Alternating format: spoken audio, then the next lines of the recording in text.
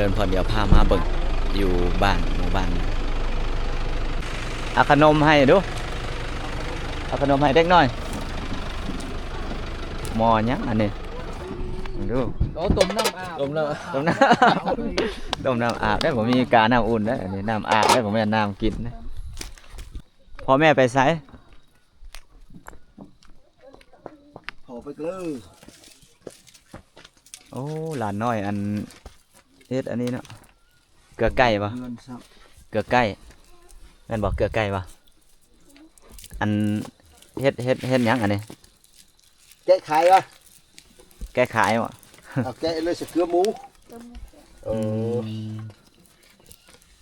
เกลือหมูโอ้เอาอันนี้แหละไปตำเนาะสงสัยตำแล้วเกลือหมู เกลือหมูหมูเรา เอ ไปดู อนี่เฮือนเพิ่น ดิหมูเรา แต่ว่าพ่อแม่เพิ่นบ่อยู่พ่อแม่เพิ่นน่าจะไปเด้อ อันนี้แหละมันต้มหมูสิครับเป็นหมูป่าพอมาหอดนี่ อันนี้เป็นสาลี่หรือว่าหมักเดือยอันน้อยเฮียนปอใดแล้วปอหนึ่งเดี๋ยวพ่อนเอาเงินมาให้เนี่ย เลยข้างใน เอาคนละ10,000เนาะเอาไปซื้อขนมเด้อ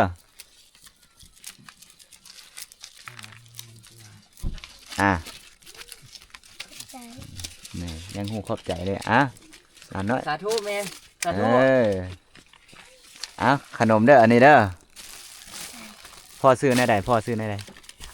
มะยมแม่นบ่พ่อซื้อมะยมบ่พ่อของพ่อโอ้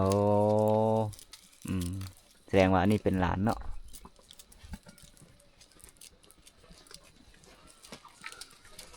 โอ้นี่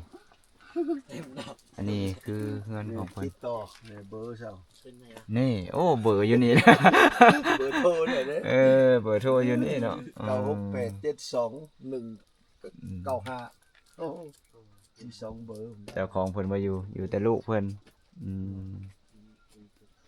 นี่ก็คือที่อยู่ที่พักอาศัยของเพิ่น คำเก่าก็อยู่แบบนี้แล้วว่ากูอ่านเถียงให้นะไปนอนให้นะมึง สถานการณ์บ้านนอกมันก็เป็นอย่างนี้แหละเขาอยู่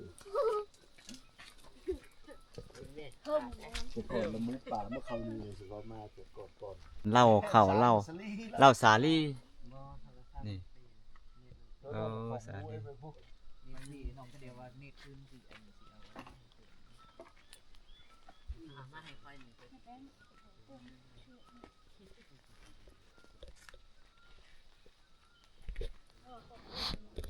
ุ่นจังแม่นคอกหมูตัวนี้เป็นน่าจะเป็นคอกหมูบรรยากาศธรรมชาติแต่นี่เพิ่นน่าจะเป็นเลี้ยงหมูแต่ว่าบ่มีหมูแล้วโอ้เสียงนกเสียงนกอย่างก่อนอันนี้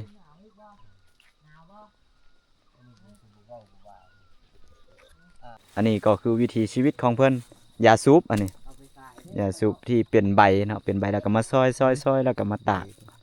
พุ่นส่วนเป็นพุ่นละส่วน มาซอยตากให้ แล้วก็สูบควันตวดเนี่ย ออกทางกระดนเนาะ อันนี้ก็คือพามาเบิ่งหมู่บ้านกลางหุบเขาอยู่ในระหว่างทางเนาะสำหรับคลิปนี้ก็ขอจบเพียงแต่เท่านี้ขอขอบใจญาติโยมที่ติดตามรับชม